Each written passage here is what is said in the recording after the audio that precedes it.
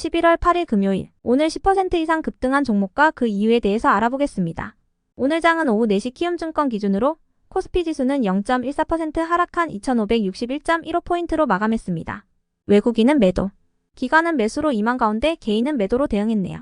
오늘 코스피 거래 대금은 9조 원입니다. 한편 코스닥 지수는 1.34% 상승한 743.38포인트로 마감했습니다. 외국인과 기관은 매수로 임한 가운데 개인은 매도로 대응했습니다. 오늘 코스닥 거래 대금은 7조 원입니다. 그럼 본격적으로 오늘의 급등 종목들을 살펴볼게요. 오늘 10% 이상 급등한 종목은 총 37종목으로 코스피에서는 6종목, 코스닥에서는 31종목이 나왔습니다. 이 중 상한가 종목은 삼부토건, 자이글, 성우 3종목이고요. 오늘 하한가 종목은 없었습니다. 총 37개의 급등 종목 중 상위 30개 종목들을 테마별로 묶어보니 6개 테마로 나눠볼 수 있었어요. 그 외 나머지는 개별 이슈로 오른 종목들인데요. 먼저 1번 2차전지 테마입니다. LG에너지솔루션이 언론을 통해 리비안의 차세대 원통형 배터리를 대규모로 공급한다는 소식을 전했습니다. LG엔솔의 미국 애리조나 법인은 46파이 원통형 배터리 중에서도 4695 배터리를 리비안에 공급한다고 밝혔는데요. 공급하는 물량은 총 67GWh 규모이며 5년 동안 공급할 예정이라고 전해졌어요. 명확한 계약 금액은 공개하지 않았지만 시장에서는 최소 8조 원 이상의 매출을 올릴 것으로 추정하고 있습니다. 한편 연준의 금리 인하 소식도 2차전지 기업들에게 긍정적으로 작용했는데요. 연준은 현재 4.75%에서 5% 사이인 기준금리를 4.5%에서 4.75% 사이로 인하한다고 밝혔어요. 파월 의장은 FOMC 회의 직후 진행된 기자회견에서 12월 금리 인하를 배제하지도 찬성하지도 않는다며 더 많은 데이터를 확보하고 12월에 결정하겠다고 밝혔습니다. 그 밖에도 NH투자증권에서 트럼프가 재집권하더라도 인플레이션 감축법의 체제를 바꾸지는 못할 가능성이 높다고 밝힌 부분이 2차전지 테마에 긍정적으로 작용된 모습인데요. 미래에셋증권에서도 미국의 대선 결과에 따른 단기적인 주가 변동성은 커지겠지만 중장기적인 관점에서는 역발상 접근이 유효해 보인다고 밝혔어요. 이 같은 분위기 속에서 2차전지 기업들이 강세를 보였습니다. 이 중에서도 성우는 배터리 화재 방지의 핵심 역할을 하는 탑캡 어셈블리를 LG엔솔에 독점 공급하는 업체로 46파이 배터리의 독점 공급이 확정된 협력사라는 점이 부각되며 상한가로 마감했습니다. 한편 자이글은 최근 삼성 상사와 25억 원 규모의 고주파 마사지기 공급 계약을 체결했다고 공시한 바 있으니 참고해주세요. 이번 계약은 자이글의 최근 매출액 대비 61%에 해당하는 금액입니다. 다음은 이번 통신장비 양자암호 테마입니다. 하나증권에서는 트럼프가 재선에 성공함에 따라 전 세계적으로 4차 산업 패권 경쟁이 다시 본격화될 것으로 전망했습니다. 이 같은 경쟁은 통신장비 업종은 물론 통신 서비스 업종에도 호재가 될 것으로 전망했는데요. 이 같은 분석 속 통신장비 기업들이 수혜 기대감을 입으며 강세를 보였습니다. 이 중에서도 몇몇 종목들은 통신장비뿐 아니라 양자암호 관련주로도 묶이는 종목들인데요. 양자암호 테마와 관련해서는 미국 양자 컴퓨팅 기업인 아이온큐가 3분기 호실적을 발표한 부분이 호재로 작용되고 있어요. 아이온큐는 전년 동기 대비 102% 증가한 1240만 달러의 매출을 기록했다고 발표했습니다. 다음은 3번 재건 테마입니다. 푸틴 러시아 대통령이 우크라이나 전쟁과 관련하여 트럼프가 언급한 종전 제안에 대해 주목할 만하다는 입장을 밝혔습니다. 푸틴 대통령은 과거에 친하게 지냈던 트럼프의 재선을 축하한다며 우크라이나 문제 등 여러 현안을 논의할 준비가 됐다고 언급했는데요. 이 같은 소식에 재건 관련주 일부가 강세를 보였습니다. 다음은 4번 보안 테마입니다. 어제 오후 전국 법원 홈페이지에 대한 접속이 일시적으로 중단되는 일이 일어났습니다. 이용자가 접속을 시도하면 긴 시간 동안 로딩 중 상태로 머무르고 기다림 끝에 접속이 되더라도 응답 시간이 오래 걸려서 내부 기능을 정상적으로 이용할 수 없었는데요.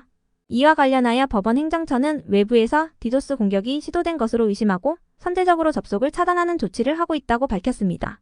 디도스란 웹사이트에 대량의 트래픽을 발생시켜서 서비스를 마비시키는 사이버 공격 방식을 뜻하는데요. 이 같은 소식에 보안 관련주들이 상승세를 보였습니다. 이 중에서도 센즈랩은 자사의 사물인터넷 악성 코드 탐지 및 치료 방법이 미국 특허로 등록됐다는 소식이 동반되었고요.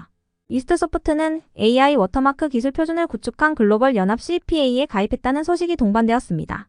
해당 연합은 어도비와 마이크로소프트, 인텔 등이 주축이 되어 설립했다고 전해졌는데요. 국내 기업 중에서는 네이버에 이어 이스트소프트가 두 번째로 참여하게 됐다고 하네요. 다음은 5번 비만 치료제 테마입니다. 노보노디스크가 최근 3분기 실적을 발표한 가운데 위고비 효과로 올해 실적도 크게 성장했다고 전해졌습니다. 노보노디스크는 전년 동기 대비 매출액이 21% 증가한 14조 원을 기록하고 영업이익은 26% 증가한 6조 7천억 원을 기록했다고 발표했는데요. 위고비의 매출이 전년 동기 대비 79% 증가한 부분이 큰 역할을 했다고 전해졌습니다. 이 같은 부분이 부각되며 비만 치료제 관련주 일부가 강세를 보인 것으로 추정되네요. 다음은 6번 반도체 테마입니다. 어젯밤 미국장은 대선에 대한 불확실성이 해소된과 더불어 연준의 금리 인하 소식이 전해지며 혼조세로 마감했는데요. 이러한 분위기 속에서도 엔비디아는 또다시 사상 최고가를 경신하면서 역사상 처음으로 시가총액 3조 6천억 달러를 돌파했어요. 이러한 엔비디아의 강세는 트럼프가 대선에서 승리한 이후 세금 감면과 규제 완화를 실시할 것이라는 기대감이 커지고 있기 때문으로 해석되고 있는데요. 그 밖에도 엔비디아의 다우존스 편입 기대감과 함께 AI 칩에 대한 폭발적인 수요 전망이 지속되고 있는 점도 긍정적으로 작용되고 있습니다. 이 같은 분위기에 반도체 및 전력 관련주 일부가 상승세를 보였는데요. 이 중에서도 산일전기는 미국의 GE 리뉴어블 노스 아메리카와 136억 원 규모의 풍력 발전용 변압기 공급 계약을 체결했다는 공시도 동반되었습니다. 이번 계약 규모는 산일전기의 최근 매출액 대비 6%에 해당하는 금액입니다. 그 외 나머지는 개별 이슈로 오른 종목들입니다. 먼저 토모큐브는 어제 코스닥의 신규 상장 후 약세로 마감했던 종목인데요. 공모가 대비 30% 이상 낮은 가격으로 마감했었지만 상장 이틀째인 오늘은 특징주를 붙이면서 강세를 보였습니다. 토모큐브는 살아있는 세포나 오가노이드를 고해상도로 실시간 관찰할 수 있는 홀로토모그래피 원천 기술을 보유한 세포 이미징 전문 업체인데요. 오가노이드란 줄기세포로 만든 작은 장기 모형을 뜻합니다. 미국과 유럽의 규제기관이 윤리 문제로 동물 실험 규제를 강화하면서 사람의 장기 유사체인 오가노이드를 활용하기 위한 투자가 강화되고 있다고 하는데요. 해당 기술을 가진 기업은 전 세계에서 토모큐브가 유일하며 이 같은 토모큐브의 기술력에 반해 글로벌 빅파마들의 러브콜이 이어지고 있다고 전해졌습니다. 이어서 화인베스틸이 상승했습니다. 트럼프가 대선에서 승리한 이후 윤 대통령과의 전화통화에서 미국 조선업이 한국의 도움과 협력을 필요로 하고 있다고 언급한 부분이 조선 기업들에게 지속 호재로 작용되는 모습인데요. 트럼프는 한국의 세계적인 선박 건조 능력을 바탕으로 선박 수출과 보수, 수리, 정비 분야에서 긴밀하게 협력할 필요가 있다고 언급했다 전해졌습니다. 이 같은 소식에 조선 및 조선 기자재 기업들에 대한 수혜 기대감이 지속되는 모습이네요. 다음으로 카페24는 어제 장마감 후 3분기 후 실적을 발표하면서 강세를 보였습니다. 카페24는 전년 동기 대비 매출액은 18% 증가한 764억 원을 기록하고 영업이익은 흑자 전환한 67억 원을 기록했다고 발표했습니다. 이번 영업이익은 시장 추정치 대비 52% 높은 수치입니다. 이어서 DS단석은 최근 1조 원 규모의 공급 계약 소식을 전했던 가운데 재활용 플라스틱 사업을 진행하는 자회사 2개를 합병한다는 내용의 단독 기사가 전해진 바 있는데요. 해당 소식들이 지속 이슈로 작용되며 강세를 이어간 것으로 파악됩니다. 관련 기사에 따르면 플라스틱 가공 사업을 하는 DS 첨단 소재와 재활용 플라스틱 원료 제조 기업인 DSENE를 이번 달 중으로 합병할 예정이라고 하는데요. 합병이 추진된다면 최근 실적이 악화된 DS 첨단 소재의 재무 구조도 개선될 것으로 기대되고 있습니다. 그 밖에도 오늘 2차전지 관련주들이 LG엔솔의 리비안 공급 계약 및 금리 인하 소식에 상승한 가운데 폐배터리 관련주로도 부각된 모습이었으니 참고해주세요. 다음으로 코인텍은 자발적 상장 폐지를 위한 공개 매수를 실시한다고 전해지면서 강세를 보였습니다. 투자 목적 회사인 블랙 사파이어 홀딩스는 주당 9,000원의 가격으로 코인텍의 주식 1,893만 7,913주를 공개 매수한다고 밝혔는데요. 해당 물량은 발행 주식 총수의 37.88%에 해당하는 물량입니다. 공개 매수 기간은 11월 27일까지이며 코인텍의 오늘 정규장 종가는 8,930원입니다. 이어서 알테오제는 장중에 일본 바이오 기업인 다이치 상쿄와 인간 히알루론 이라제에 대한 독점적 기술 이전 계약을 맺었다고 밝히면서 급등했습니다. 계약금은 2천만 달러로 하나로는 279억 원 수준이며 총 마일스톤은 2억 8천만 달러라고 전해졌는데요. 하나로는 약 3,919억 원 수준입니다. 이 같은 소식에 알테오젠이 52주 신고가를 경신하며 강세를 이어갔습니다. 다음으로 위니푸드를 비롯한 국내 상장 중국 기업들 일부가 상승했습니다. 중국 중앙정부의 재정부양책 승인 권한을 가진 전국인민대표대회 회의가 폐막한다고 전해진 가운데 회의 결과를 오늘 오후에 보도할 것으로 예상되고 있는데요. 중국에서 어느 정도 규모의 경기부양책이 나올지 관심이 모이면서 관련주들이 상승세를 보인 것으로 파악됩니다.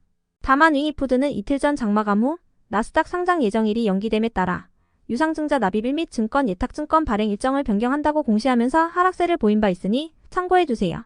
이어서 넵튠은 장중 3분기 호 실적을 발표하며 상승했습니다. 넵튠은 전년 동기 대비 매출액은 76% 증가한 382억 원을 기록하고 영업이익은 2754% 증가한 52억 원을 기록했다고 발표했습니다. 이 같은 넵튠의 호 실적은 개발자 회사인 트리플라의 모바일 게임 고양이 오피스가 흥행에 성공하고 스팀에서 서비스되고 있는 님블 유런의 이터널 리턴도 좋은 반응을 얻은 덕분이라고 알려졌습니다. 끝으로 KIB 플러그 에너지는 3일 전 장마감 후 경영권 분쟁 관련 소송을 공시하면서 상승세를 이어간 것으로 파악됩니다. 채권자인 황성희가 기존에 제기했던 직무집행정지 가처분이 기각된 건에 대해 항고를 제기했다고 공시했습니다. 그럼 오늘의 거래량과 거래대금 상위 종목들을 시장별로 살펴보고 마칠게요.